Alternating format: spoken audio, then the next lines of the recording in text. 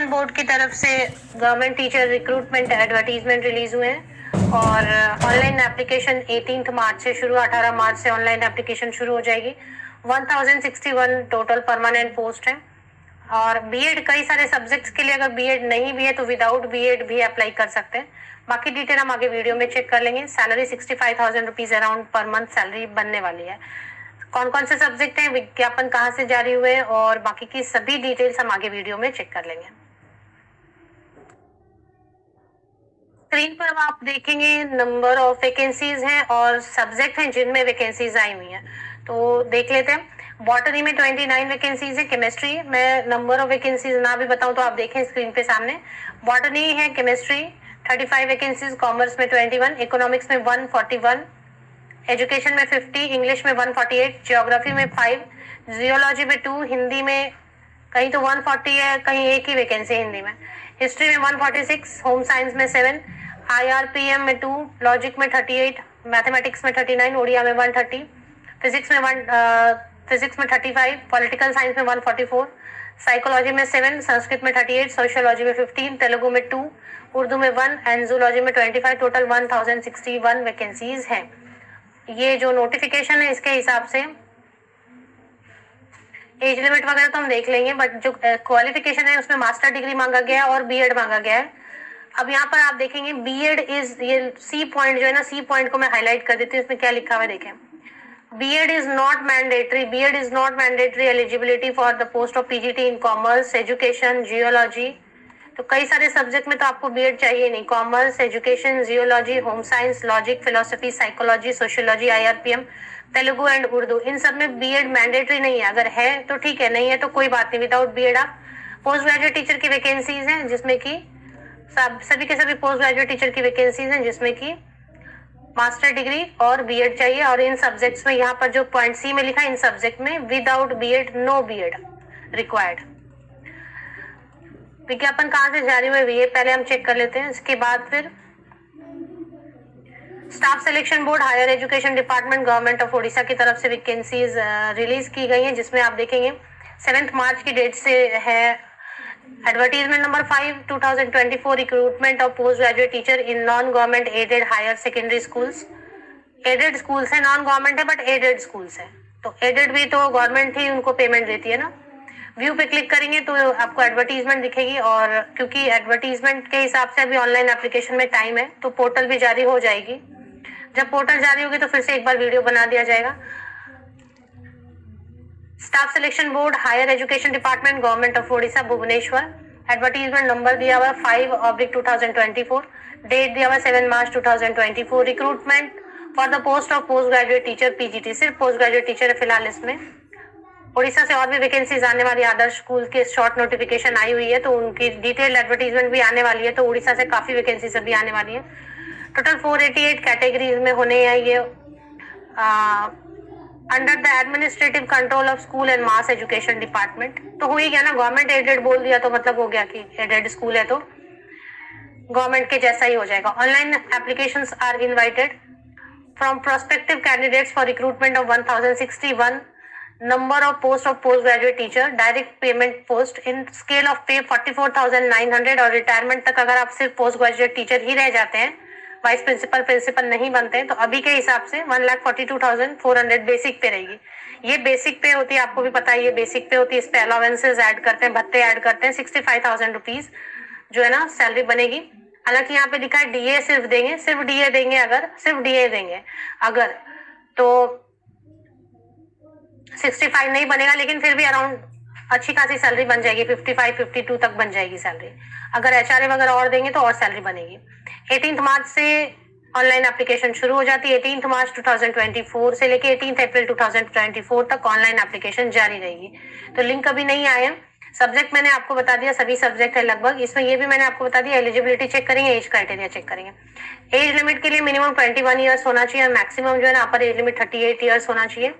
और as calculation में अगर प्रॉब्लम हो रही है तो यहाँ पे उन्होंने दे दिया कट ऑफ डेट के लिए कि ये दोनों डेट के बीच में आपका डेट ऑफ बर्थ होना चाहिए। मिनिमम 21, मैक्सिमम अपर एज लिमिट 38। SC/ST कैंडिडेट को 5 इयर्स की छूट मिलती है, लेकिन वो उड़ीसा के होंगे वो उनको। और women and ex serviceman candidates को, महिलाओं के लिए 10 इयर्स की छूट है, पीडब्ल्यूडी कैंडिडेट वगैरह को भी छूट मिलती है। अभी पीडब्ल्यूडी जो है जनरल कैंडिडेट, उनको तो 10 इयर्स की छूट मिलती है। Educational qualification post graduate teacher है, इससे मास्टर डिग्री रिलेटेड सब्जेक्ट में 50% या अबव मार्क्स के साथ में होना चाहिए, बीएड होना चाहिए, बस इतना ही मांग रहे हैं। हाँ, उड़िया का कंडीशन, उड़ीसा में उड़िया लैंग्वेज का कंडीशन रहता है, वो देखेंगे। सी में लिख दिया बीएड इज नॉट मैंडेटरी, मतलब commerce, education, geology not zoology, geology, home science, logic, philosophy, psychology, sociology, IRPM, Telugu and Urdu में सिर्फ पोस्ट ग्रेजुएट है 50% या अबव मार्क्स के साथ, मास्टर डिग्री है 50% या अबव मार्क्स के साथ इन सब्जेक्ट्स में, तो आप सिर्फ पोस्ट ग्रेजुएशन के साथ, ओनली पीजी के साथ अप्लाई कर सकते हैं। होप ये मैंने पॉइंट 4-5-6 बार बोल दिया, तो सो दैट की कोई कंफ्यूजन ना रहे। नाउ बीएड इज मैंडेटरी भी उन्होंने लिख दिया, BEd is mandatory for botany, chemistry, economics, English, geography, Hindi, history, mathematics, Odia, political science, physics, Sanskrit and zoology. तो डी में जो सब्जेक्ट्स लिखे हैं उनके लिए बीएड होना ही चाहिए, post graduation plus BEd. Method of selection देखेंगे और उड़िया का कंडीशन देखेंगे। उड़ीसा में उड़िया एक लैंग्वेज का कंडीशन रहता ही है, वो यहाँ पर है या नहीं है वो भी देखेंगे। सिलेक्शन में करियर असेसमेंट है, करियर असेसमेंट में 50 मार्क्स रखें, जिसमें कि आपके ग्रेजुएशन, पोस्ट ग्रेजुएशन ये सब मार्क्स जो है ऐड होंगे। रिटन टेस्ट 150 मार्क्स का मल्टीपल चॉइस क्वेश्चन रहेगा, जिसमें नेगेटिव मार्किंग रहेगी, बहुत ज्यादा नेगेटिव मार्किंग है, 0.5, हाफ मार्क का नेगेटिव मार्किंग रहने वाला है। इसके बाद क्वालिफाइंग मार्क्स रखा गया है, अनरिजर्व कैटेगरी के लिए 40% लाना होगा, SC ST SC BC and PWD candidates को 30% क्वालिफाइंग मार्क्स रिटन टेस्ट में लाना होगा। करियर असेसमेंट के लिए देखें, 10th में मार्क्स है, 12th में मार्क्स है, bachelor, post graduation and BEd में टोटल मिला के 50 मार्क्स इस पे दिए जाएंगे, और रिटन टेस्ट, ये दोनों, इंटरव्यू नहीं है मतलब। तो ये हो गया जोन ऑफ एग्जामिनेशन। एग्जामिनेशन होगा बालासोर, बहरमपुर, भवानी, पटना, भुवनेश्वर, कटक, जयपुर, केओंझर, राउरकेला, संबलपुर। एप्लीकेशन फी 500 रुपए, 500 रुपीज है, कुछ कैंडिडेट्स के लिए 200 रुपीज है, डिपेंड करेगा कौन सा कैटेगरी है। रिजर्व कैटेगरी के लिए 200 है, बाकी जो है 500 है। ऑनलाइन पेमेंट का यहाँ पर बोल्ड में दे दिया है, कैसे पे करना है, प्रोसीजर दे दिया है। अदर एलिजिबिलिटी में अब चले आते हैं, जहाँ पर अदर एलिजिबिलिटी में आपको प्रॉब्लम होने वाली है, जो बाहरी राज्य के कैंडिडेट है उनके लिए। The candidate should be able to speak, read and write Odia, pass middle school examination with Odia as a subject. सबसे पहले तो आपको बोलना, पढ़ना और लिखना उड़िया आना चाहिए, कैसे भी वो आप सीख सकते हैं शायद, लेकिन फिर यहाँ पर एक और कंडीशन डाल दिया है कि मिडिल स्कूल जो है ना, आपने मिडिल स्कूल तक उड़िया पढ़ा हो, या फिर 10th तक में उड़िया मीडियम में आपने पढ़ाई की है। उड़िया मीडियम के स्कूल होते हैं ना, जैसे कि स्टेट बोर्ड के स्कूल होते हैं ना, उड़िया मीडियम के स्कूल में आपने पढ़ाई की हो, या फिर आपने उड़िया एक लैंग्वेज पेपर पास किया हो, फाइनल एग्जामिनेशन ऑफ क्लास 7 और एबव, क्लास 7 या एबव में कहीं पे आपने उड़िया एक सब्जेक्ट के रूप में पढ़ के एग्जाम पास किया हुआ है, या ये भी नहीं है आपके पास, तो बहुत लोग कैसे सीबीएसई आईसीएसई पढ़ते हैं तो उड़िया नहीं पढ़ाई है सपोज, तो उनके लिए एक और दे दिया है, pass the test in Oriya in middle English school standard conducted by school and mass education department government of Orissa. तो मैं तो बोलती हूँ जो आउटसाइड स्टेट के कैंडिडेट है, ये एग्जाम क्यों नहीं पास करके रख लेते, एग्जाम पास करके रख लीजिए। उड़ीसा में हर साल रेगुलर वैकेंसीज आती रहती हैं, रेगुलर टाइमली वैकेंसीज आती रहती हैं उड़ीसा में हर साल, तो ये एग्जाम पास करके रख लेना जो आउटसाइड उड़ीसा के कैंडिडेट है। अब ये हो गया अदर कंडीशंस, एडमिशन ये ठीक है। तो बाकी जो है ना डिटेल आप चेक कर सकते हैं, ऑफिशियल वेबसाइट एक बार देख लेंगे।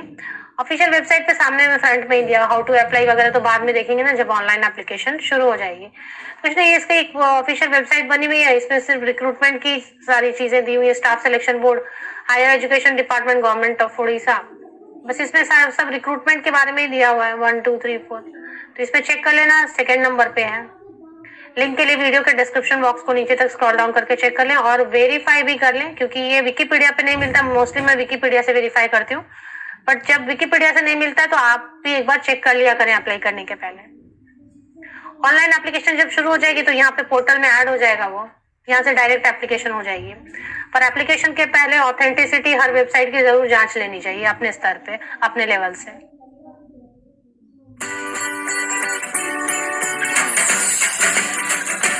Astro Talk. Talk to astrologer.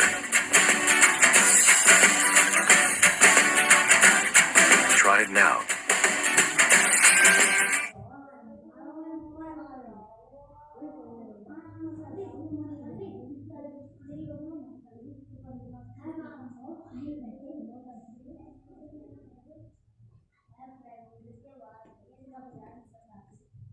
Welcome to Saroj Mishra YouTube channel. मेरे यूट्यूब चैनल पर आप सभी का बहुत बहुत स्वागत है। बाल भारती पब्लिक स्कूल से टीचर रिक्रूटमेंट एडवर्टीजमेंट रिलीज हुई है और इसमें जो है ना पोस्ट परमानेंट पोस्ट है, रेगुलर पोस्ट है, गवर्नमेंट पे स्केल दिया जाएगा और एज लिमिट वगैरह भी गवर्नमेंट के हिसाब से रहेगा। तो वो मैं आपको आगे एक्सप्लेन कर देती हूँ वीडियो में। ऑल सब्जेक्ट किसी भी सब्जेक्ट से बिलोंग करते हैं अप्लाई कर सकते हैं। सीटेट या टेट जरूरी नहीं है, मैंडेटरी नहीं है। अगर रहेगा तो आप मेंशन करेंगे। ऑनलाइन एप्लीकेशन पोर्टल है, उससे जाके एप्लीकेशन की जा सकती है। फीस नहीं मांगी जा रही है। ऑनलाइन एप्लीकेशन पोर्टल पे जाके कोई भी कहीं से भी एप्लीकेशन किसी भी स्टेट से कर सकते हैं। बाकी डिटेल हम आगे वीडियो में चेक कर लेंगे। अब आप देखेंगे ऑनलाइन एप्लीकेशन पोर्टल मैंने ओपन किया हुआ है, ऐसे आपको अप्लाई कर लेना है। यहाँ पे सब्जेक्ट के ऑप्शन मिलेंगे। सीटेट में उन्होंने ऑप्शन दिया है नॉट क्लियर्ड। अगर आपने नहीं क्लियर तो कोई प्रॉब्लम नहीं है, आप फिल कर सकते हैं नॉट क्लियर्ड। अगर क्लियर है तो ठीक है। Date of birth, mobile number, email, confirm email, Aadhaar number, PAN number, ये सारी चीजें करके आप इसको सबमिट कर सकते हैं। इसमें जितने एकेडमिक क्वालिफिकेशन वगैरह वो सब आपको फिल करना होगा और लास्ट में ऑप्शन दिया है सबमिट। इसमें फीस वगैरह नहीं मांग रहे। चलिए अब देख लेते हैं कि क्या क्या क्वालिफिकेशन मांगी जा रही है। इसमें क्या लिखा है, click here to apply for the post advertised in March 2024। तो मार्च 2024 को लास्ट डेट है इसकी एप्लीकेशन की 15 मार्च 2024। 3 मार्च से लेके 15 मार्च तक आप एप्लीकेशन कर सकते हैं। और इसमें क्या लिखा है यहाँ पर ही आप देख लें। Serial number 1 to 5, post number 1 to 5 में एज लिमिट और पे स्केल एज पर रूल्स मतलब गवर्नमेंट रूल्स, और सिर्फ पोस्ट नंबर 6 कॉन्ट्रैक्ट पर है। पोस्ट नंबर 6 में कॉन्ट्रैक्ट लिख दिया, मतलब बाकी सब जो है परमानेंट रेगुलर रहेंगे। अब इन्होंने नंबरिंग करने में गलती कर दी है, तो नंबरिंग हम चेक करेंगे। बाल भारती पब्लिक स्कूल पीतमपुरा दिल्ली से वैकेंसीज हैं। दिल्ली वेल कलेक्टेड है सभी जगह से, बाहर से भी अप्लाई करना चाहते तो कर सकते हैं। Bal Bharati public school Pitampura, career with BBPS, इस पे आना है आपको। सबसे पहले मैं लास्ट से आपको बता दूं, स्टेम कोऑर्डिनेटर, इसकी नंबरिंग गलत है, इन्होंने नंबरिंग गलत की हुई है। 1 2 3 सीधे 10 लिख दिया, 10 के बाद सीधे 11 लिख दिया, ऐसे नहीं है। 1 2 3 4 सीरियल नंबर 4 है, 5 है और 6 है। 6 जो है स्टेम कोऑर्डिनेटर, ये कॉन्ट्रैक्ट पे है, बाकी ऊपर वाले सभी परमानेंट है। तो सबसे लास्ट में देखेंगे असिस्टेंट टीचर प्री प्राइमरी को पढ़ाना चाहेंगे तो ऑल सब्जेक्ट है, स्टैंडर्ड 2 तक को आपको पढ़ाना होगा। अगर परमानेंट है तो इसमें अप्लाई करें। ऑल सब्जेक्ट इसमें कोई भी अप्लाई कर सकते हैं, ऑल सब्जेक्ट इसमें अप्लाई कर सकते हैं। अगर आपके पास BEd है या ECCS है या BLEd है, ग्रेजुएट है एनी सब्जेक्ट से, पोस्ट ग्रेजुएट है एनी सब्जेक्ट से, BEd है या BLEd है या फिर ECCS है या फिर नर्सरी ट्रेन टीचर भी है तो कर सकते हैं अप्लाई। उसके बाद assistant teacher maths, instrumental maths and science के लिए ग्रेजुएट है या पोस्ट ग्रेजुएट है, रिलेटेड सब्जेक्ट में BLEd है या फिर BEd है तो अप्लाई कर सकते हैं। TGT डांस है जिसमें ग्रेजुएट या पोस्ट ग्रेजुएट डांस में, TGT सोशल साइंस है ग्रेजुएट या पोस्ट ग्रेजुएट BEd के साथ, फाइन आर्ट है जिसमें पोस्ट ग्रेजुएट फाइन आर्ट के साथ। अब यही है। अब इसमें इन्होंने क्या लिखा है, 1 2 3 4, ये जो 10 है ना, ये 4 है और ये 5 है। ये रेगुलर पोस्ट हो सकते हैं क्योंकि इन्होंने 6 में stem coordinator is 6th post, इसमें कॉन्ट्रैक्ट लिखा हुआ है तो बाकी रेगुलर हो सकते हैं। एज लिमिट की बात करें तो पोस्ट ग्रेजुएट टीचर के लिए अगर मेल कैंडिडेट रहते हैं, अपना KVS और बाकी NVS का अगर आप देखेंगे तो पोस्ट ग्रेजुएट टीचर के लिए अपर एज लिमिट 40 है, जनरल कैंडिडेट्स के लिए। महिलाओं के लिए अपर age limit post graduate teacher के लिए 50 ईयर्स है। ट्रेन ग्रेजुएट टीचर के लिए TGT यहाँ पे मैं टी बोल रही हूँ, TGT के लिए 35 ईयर्स अपर एज लिमिट रहता है मेल कैंडिडेट्स के लिए, पुरुष अभ्यर्थियों के लिए। और अगर आप महिला अभ्यर्थी हैं, फीमेल कैंडिडेट है तो अपर एज लिमिट 10 ईयर्स रिलैक्सेशन रहती है, तो 45 ईयर्स रहेगा। असिस्टेंट टीचर के लिए या फिर प्री प्राइमरी सेक्शन टीचर के लिए 30 ईयर्स जो है ना अपर एज लिमिट है मेल कैंडिडेट्स के लिए। अगर महिला अभ्यर्थी है तो 40 ईयर्स अपर एज लिमिट रहने वाली है। अब गवर्नमेंट पे स्केल है तो आप उसके हिसाब से ऐड कर लें, पे स्केल देंगे पूरा। तो अगर आप में से किसी कैंडिडेट ने ऑलरेडी काम किया हुआ है तो वो अपनी एक्सपीरियंस शेयर कर दे। अब इसमें नीचे क्या लिखा है, the school reserves the right to treat any post deemed cancelled only shortlisted candidate. ये प्रॉब्लम सबके साथ हो रही है, आप में से बहुत सारे कैंडिडेट एप्लीकेशन करते हैं बट कॉल नहीं आ रहा है।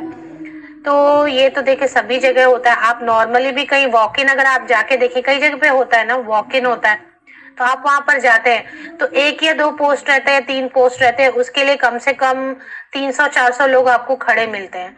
तो ऐसे ही सीन रहता है, आप अप्लाई करते हैं, आपको पता नहीं रहता एक सीट के लिए 300-400 लोग एप्लीकेशन डालते हैं और एक किसी को सिलेक्ट करना होता है, तो वो किसी एक को सिलेक्ट करके 2 को, ज्यादा से ज्यादा 4 को बुलाते हैं।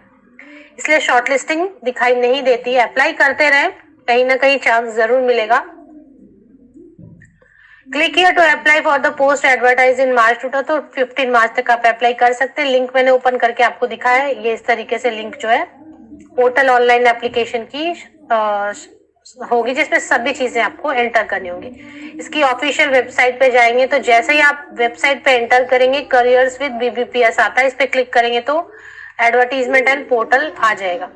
अब इसको एक बार वेरीफाई कर लें, वेबसाइट को ऑथेंटिक ही लग रहा है फिर भी, क्योंकि सब कुछ इसमें एंटर करना है, आधार कार्ड, पैन कार्ड, सब कुछ एंटर करना है। तो एक बार चेक कर ले, 2-4 लिंक्स क्लिक करके देखें सभी लिंक काम कर रहे हैं तो मतलब ऑथेंटिक ही रहेगा। पिक्स वगैरह, इमेजेस वगैरह दिए हुए तो ऑथेंटिक रहेगा, फिर भी एक बार चेक कर लें।